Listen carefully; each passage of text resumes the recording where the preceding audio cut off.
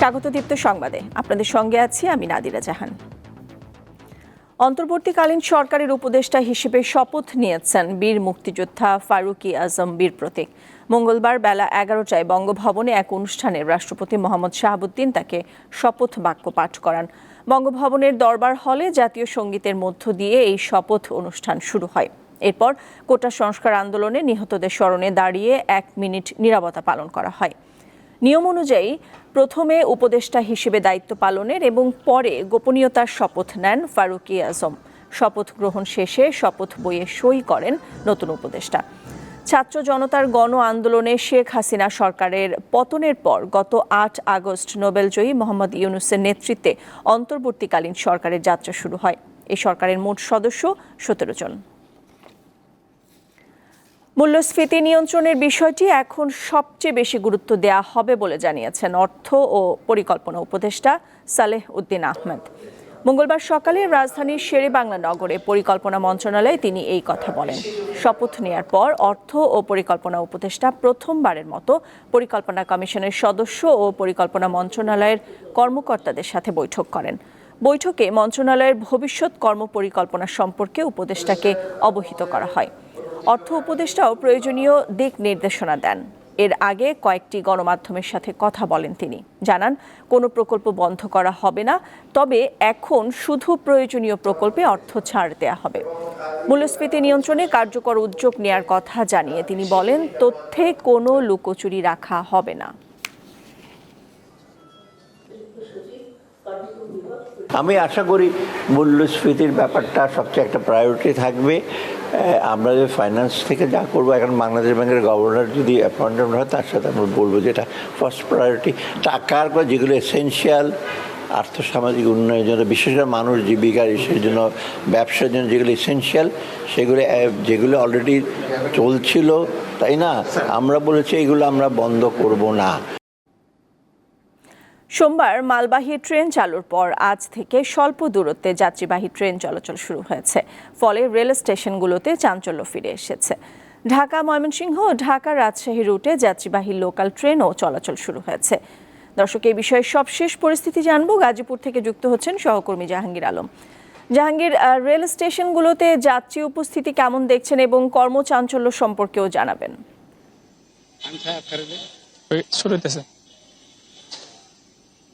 জি নাদিরা, গতকাল মালবাহী ট্রেন চলাচলের পর থেকেই শুরু হওয়ার পর থেকেই কিন্তু গাজীপুরে আজ সকাল থেকে লোকাল ট্রেন চলাচল করছে।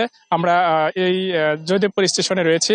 জয়দেবপুর স্টেশন দিয়ে ঢাকা ময়মনসিংহ এবং ঢাকা রাজশাহী রেল রুটে লোকাল ট্রেনগুলো চলাচল করেছে। আমরা রেলওয়ে কর্তৃপক্ষের সাথে কথা বলেছি, তারা আমাদের জানিয়েছেন যে এখান থেকে এখন পর্যন্ত 5টি ট্রেন যাতায়াত করেছে, যেমন তুরাগ, মোহনগঞ্জ এক্সপ্রেস, বলাকা এবং কমিউটার ট্রেন। পাশাপাশি টঙ্গী রেলওয়ে জংশন থেকে কিন্তু চট্টগ্রামের দিকেও বা অন্যান্য ওই রুটে আসলে চট্টগ্রাম রুটে, ঢাকা চট্টগ্রাম রুটে ট্রেন চলাচল শুরু হয়েছে। সকল স্টেশনগুলোতে আসলে যাত্রীদের অনেকটা ভিড় লক্ষ্য করা গেছে। অর্থাৎ ট্রেন আসার সময় কিন্তু যাত্রীদের অনেকটা ভিড় দেখা যায়। এখন যদিও যাত্রীর সংখ্যা কম, কিন্তু ট্রেন আসার সাথে সাথে আসলে বিভিন্ন গন্তব্যের যাত্রীরা এসে ভিড় করেন। নাদিরা। দর্শক, আমরা জয়দেবপুর রেলওয়ে স্টেশনের খবরাখবর জানছিলাম। সহকর্মী জাহাঙ্গীর আলম যুক্ত হয়েছিলেন সেখান থেকে। দিনাজপুর জেলায় 13টি উপজেলা ও 9টি পৌরসভা আছে। বেশিরভাগ পৌরসভার মেয়র দায়িত্ব পালন করছেন খুব গোপনীয়তার সাথে। এতে পৌরসভার সাধারণ মানুষের দৈনন্দিন কার্যক্রম করতে সমস্যা হচ্ছে। দর্শক, এইবারে আমরা দিনাজপুরের পৌরসভার কার্যক্রম সম্পর্কে জানবো। সহকর্মী সুলতান মাহমুদ রয়েছেন সেখানে। সুলতান, পৌরসভাগুলোতে কার্যক্রম কেমন চলছে? আর যেহেতু মেয়ররা বেশিরভাগই হচ্ছে আওয়ামী লীগ সরকারাধীন নির্বাচনের সময়, তো তারা কি আসলে কার্যালয়ে আসছেন কিনা সে বিষয়ে জানাবেন।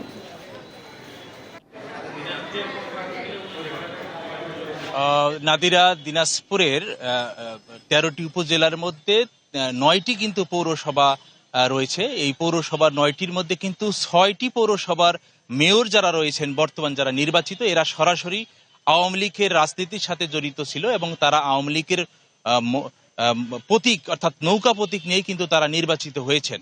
এই সরকার পরিবর্তনে হওয়ার হাসিনা সরকার পতনের পর থেকেই তারা কিন্তু পলাতক রয়েছে। আমরা দেখেছি যে দিনাজপুরের বিরল পৌরসভা, বোচাগঞ্জ পৌরসভা, পার্বতীপুর, বিরামপুর, হাকিমপুর এবং বীরগঞ্জ, এই 6টি পৌরসভার যারা মেয়র প্রার্থী সরাসরি তারা আওয়ামী লীগের রাজনীতির সাথে জড়িত, এবং এই সব পৌরসভার তারা মেয়ররা পলাতক থাকার কারণে একেবারেই যারা সেবা প্রার্থী রয়েছেন, যারা আমরা দেখেছি যে সকাল থেকেই আমরা এখন দাঁড়িয়ে আছি দিনাজপুর পৌরসভা। এখানে যদিও বিএনপি মনোনীত মেয়র প্রার্থী ছিলেন, তাকে সাসপেন্ড করা হয়েছে।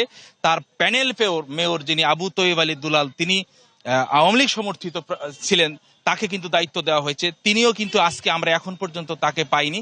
তার সেবা নেওয়ার জন্য কিন্তু অনেক লোকেরা এখানে আসছে। আমরা দেখেছি যে যারা পৌরসভার জন্ম নিবন্ধন থেকে আরো আনুষঙ্গিক যে কাজের জন্য কিন্তু তারা এসছেন, তারা কিন্তু তাকে না পেয়ে অনেকেই সকাল 10টা থেকে 2টা প্রায় এখন 12টা বাজতেছে এখনো কিন্তু অপেক্ষা করছেন। আমার কিছুক্ষণ আগেই দিনাজপুরের যিনি প্যানেল মেয়র ছিলেন আবু তৈব আলী দুলাল, তার সাথে ফোনে কথা হয়েছে। তিনি বলেছেন যে আমি গতকালকে অফিস করেছি, আজকে এখনো যেতে পারিনি, আমি বাসায় রয়েছি, বাসায় কিছু লোকজনেরা আসছে, তাদের সাথে আমি কথা বলছি, কিছুক্ষণ পরে তিনি আসবেন বলে আমাদেরকে জানিয়েছেন। তবে আসলেই পৌরসভার যারা সাধারণ পৌরবাসী রয়েছেন তাদের যে এই ভোগান্তি একেবারেই আসলে অতুলনীয়। তারা কেউ কেউ বলছেন যে যেহেতু এই সরকারকে পতন করা হয়েছিল এই অনিয়ম এবং দুর্নীতির প্রতিবাদের জন্যই কিন্তু ছাত্র সমাজ প্রতিবাদ করে এই হাসিনা সরকারকে পতন করেছে। আমরা একটি সুন্দর বাংলাদেশ গঠন করার জন্য দুর্নীতিমুক্ত, স্বজনপ্রীতি এবং যারা দায়বদ্ধ থাকবে এই ধরনের মানুষকে নিয়ে যারা পৌরসভা জনপ্রতিনিধি গঠন করা হবে, তাদের সুবিধা পাবো, তাদের কাছ থেকে সেবা পাবো, এইরকম কিন্তু সাধারণ মানুষের রয়েছে প্রত্যাশা। আসলে এই প্রত্যাশা কতটুকু পূরণ করতে পারবে এটি হচ্ছে দেখার বিষয়। নাদিরা। সুলতান, ধন্যবাদ আপনাকে। দর্শক, আমরা যুক্ত ছিলাম দিনাজপুরে। বাংলাদেশ পুলিশের কাঠামোগত পরিবর্তনের কথা জানিয়েছে অন্তর্বর্তীকালীন সরকার। বিশ্লেষকরা বলছেন পুলিশকে রাজনৈতিক পরিধির বাইরে নিয়ে আসার সর্বাত্মক চেষ্টা করতে হবে। এছাড়া আলাদা কমিশনের আওতায় পুলিশকে দেয়া হলে জবাবদিহিতা বাড়বে। সাম্প্রতিক অভ্যুত্থানের সময় দেশের বিভিন্ন জায়গায় ৪২ জন পুলিশ নিহত হয়েছেন। এরপর থেকেই কর্মবিরতিতে যায় বাহিনীর সদস্যরা। এ সময় ঊর্ধ্বতন কয়েকজনের আদেশে রাজনৈতিকভাবে তাদের ব্যবহার করার অভিযোগ করেন পুলিশ সদস্যরা। একই সঙ্গে সাধারণ মানুষের রোষ ও নিজেদের সংস্কারে ১১ দফা দাবি জানায় পুলিশের অধিকাংশ সদস্য। নতুন সরকার গঠিত হওয়ার পর ১১ দফা বাস্তবায়নের আশ্বাসে সোমবার নিজ কর্মে যোগ দেন পুলিশ সদস্যরা। সরকার বলছে পুলিশের পোশাক, লোগো সহ মৌলিক বিভিন্ন জায়গায় ধাপে ধাপে পরিবর্তন করা হবে, যা পুলিশ সদস্যদের দাবি করা ১১ দফার মধ্যেই রয়েছে। তারা নিজেরাই বলছে যে আমরা এই পোশাক পরে একদিনও বেরোতে চাই না। তারপর আইজি সাহেব আমরা বললাম যে ভাই এটা একটু বললেই তো হবে না, একটু সময় লাগবে। ওরা বলে আমরা এখন আমি কালকে দেখলাম যে এই ট্রাফিক পুলিশ শুধু পুলিশের একটা জ্যাকেট পরে দাঁড়িয়ে আছে রাস্তায়। তো তাদের মধ্যে তো একটা উপলব্ধি হয়েছে, তারা তো এখন দেখছে যে what they have not done, তাদেরকে দিয়ে করানো হয়েছে। বিশ্লেষকরা বলছেন পুলিশের পোশাক পরিবর্তনের পাশাপাশি তাদের জবাবদিহিতা নিশ্চিতে সরকারকে গুরুত্ব দিতে হবে। বিষয়টা হচ্ছে যে সরাসরি সরকার নিয়ন্ত্রণ না করে একটা আলাদা বডির মাধ্যমে এটাকে নিয়ন্ত্রণ করা, কমিশন সেটা করতে পারে। পুলিশকে এভাবে বারবার যে সরকার আসে তারা রাজনৈতিকভাবে তাদের রাজনৈতিক স্বার্থে ব্যবহার করতে চায়। পুলিশকে যাতে আর রাজনৈতিকভাবে ব্যবহার না করা হয় সেজন্য রাজনীতিবিদদেরও সতর্ক হওয়ার পরামর্শ বিশ্লেষকদের। আসিফ জামান, দীপ্ত সংবাদ, ঢাকা। 1 মাস বন্ধ থাকার পর আগামী শনিবার চালু হচ্ছে মেট্রো রেল। তবে হামলায় ক্ষতিগ্রস্ত মিরপুর 10 ও কাজীপাড়া স্টেশনে ট্রেন থামবে না। উত্তরা থেকে মতিঝিল পর্যন্ত বাকি 14টি স্টেশন থেকে যাত্রীরা ওঠানামা করতে পারবেন। বৈষম্য বিরোধী ছাত্র আন্দোলনের শাটডাউন কর্মসূচিতে গত 18 জুলাই মিরপুর 10 গোলচত্বরের পুলিশ বক্সে অগ্নিসংযোগের ঘটনা ঘটে। মেট্রো রেলের লাইনটি ওই পুলিশ বক্সের উপর থাকায় বন্ধ করা হয় মেট্রো রেল চলাচল। এরপর কাজীপাড়া মেট্রো স্টেশনে ভাঙচুরের ঘটনা ঘটে।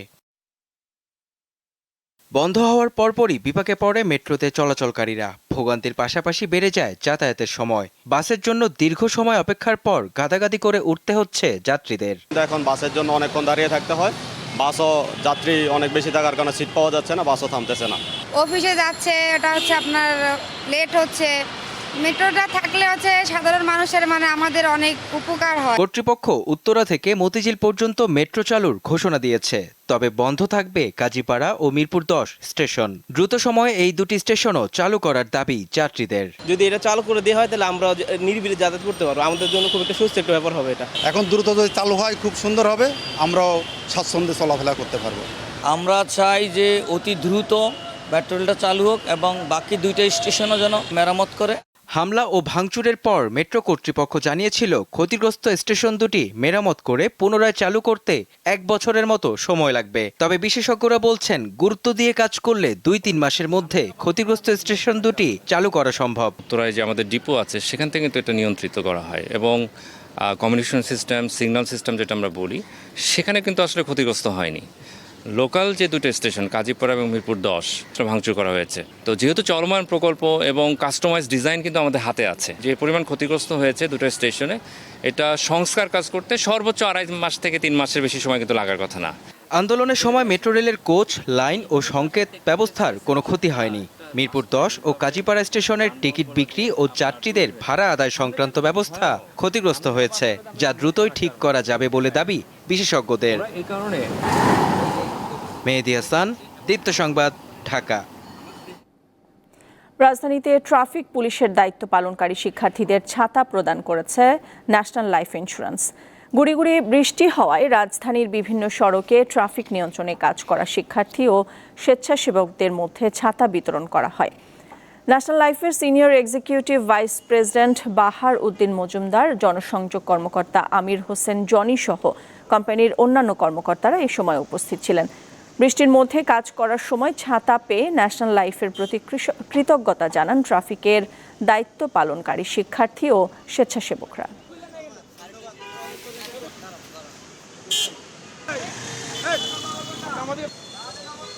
দেশের বাইরের খবর। শেখ হাসিনাকে উৎখাতে যুক্তরাষ্ট্রের কোনো ভূমিকা নেই বলে জানিয়েছে হোয়াইট হাউস। এমনকি বাংলাদেশে মার্কিন হস্তক্ষেপের অভিযোগ মিথ্যা বলে দাবি করেছে দেশটি। স্থানীয় সময় সোমবার হোয়াইট হাউসের নিয়মিত ব্রিফিংয়ে মুখপাত্র কারিন জন পিয়ের এ মন্তব্য করেন। ছাত্র জনতার ব্যাপক বিক্ষোভের মুখে প্রধানমন্ত্রীর পদ থেকে পদত্যাগ করে শেখ হাসিনা পালিয়ে ভারতে আশ্রয় নিয়েছেন। রাজনৈতিক এই পট পরিবর্তনের ঘটনায় যুক্তরাষ্ট্রের ভূমিকা রয়েছে বলে দাবি করেছেন শেখ হাসিনা। ভারতের ইকোনমিক টাইমস পত্রিকার এমন প্রতিবেদন সংক্রান্ত প্রশ্নের জবাবে যুক্তরাষ্ট্র জানায়, শেখ হাসিনাকে উৎখাতে যুক্তরাষ্ট্রের কোনো ভূমিকা নেই।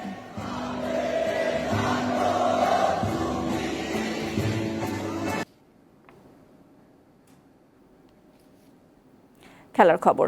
যুব ও ক্রীড়া উপদেষ্টা আসিফ মাহমুদ সজীব ভুঁইয়ার হাত ধরে দেশের ক্রীড়াঙ্গনে স্বচ্ছতা আসবে বলে মনে করছেন সংগঠকেরা। তাদের পরামর্শ, কোনো নির্দিষ্ট ব্যক্তির কথা না শুনে মাঠ পর্যায়ে সংগঠক ও ক্রীড়া ব্যক্তিত্বদের সাথে আলোচনা করে সিদ্ধান্ত নিলে সঠিক পথে এগোবে দেশের ক্রীড়াঙ্গন। 5 আগস্ট শেখ হাসিনা সরকারের পতনের পর দেশব্যাপী ভাঙচুর ও অগ্নিসংযোগের ঘটনা ঘটে। দুর্বৃত্তদের হাত থেকে রক্ষা পায়নি দেশের শীর্ষ ক্লাবগুলো। ধ্বংসযজ্ঞ চালানো হয় শেখ জামাল ধানমন্ডি ক্লাব ও আবাহনী ক্লাবে। বহুত কিছু লুটপাট করে নিয়ে গেছে, এই দেশের জাতীয় খেলোয়াড়ের ট্রফি এবং এখানে ফ্রি এসি ও যাবতীয় কাপড় চুপড় যা ছিল আর কি। ক্রীড়াঙ্গনটা ঢেলে সাজিয়ে তারা করবেন এবং ক্রীড়াঙ্গন যত রকমের সমস্যাগুলি আছে, উনি তো আমাদের অভিভাবক, উনি দেখবেন। আর আশা করি যে আমাদের ওনাকে সময়ও দিতে হবে, উনি নতুন আসছেন। অস্থিরতার কারণে স্থবির হয়ে পড়েছে ক্রীড়াঙ্গন। নিরাপত্তার অভাবে মাঠের খেলাধুলাও প্রায় বন্ধ। ক্রীড়া সংগঠকদের পরামর্শ, দেশের অন্যান্য খাতের মতো ক্রীড়াক্ষেত্রেও সংস্কার প্রয়োজন। আমাদের ব্যক্তির উপরে না, যে আমাদের টোটাল কাঠামোর উপরে যাওয়া উচিত। যে আমাদের স্পোর্টস একটা ডেভেলপ করতে হলে কখনো ব্যক্তি দিয়ে কিন্তু হয় না।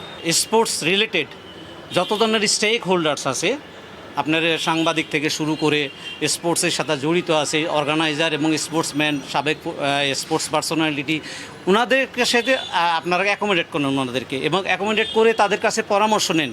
বৈষম্য বিরোধী ছাত্র আন্দোলনের সমন্বয়ক আসিফ মাহমুদ সজীব ভুঁইয়া অন্তর্বর্তী সরকারের যুব ও ক্রীড়া মন্ত্রণালয়ের দায়িত্ব পাওয়ায় আশায় বুক বেঁধেছেন ক্রীড়াঙ্গনের মানুষেরা। মোহাম্মদ হাসিব, দীপ্ত স্পোর্টস, ঢাকা। দর্শক, এই ছিল এখনকার মতো। আমাদের পরবর্তী সংবাদ বিকেল 3টায় দেখার আমন্ত্রণ রইল। এছাড়াও তথ্য বিনোদনের খবরাখবর জানতে চোখ রাখুন দীপ্ত ডিজিটাল প্ল্যাটফর্মগুলোতে। ধন্যবাদ সবাইকে।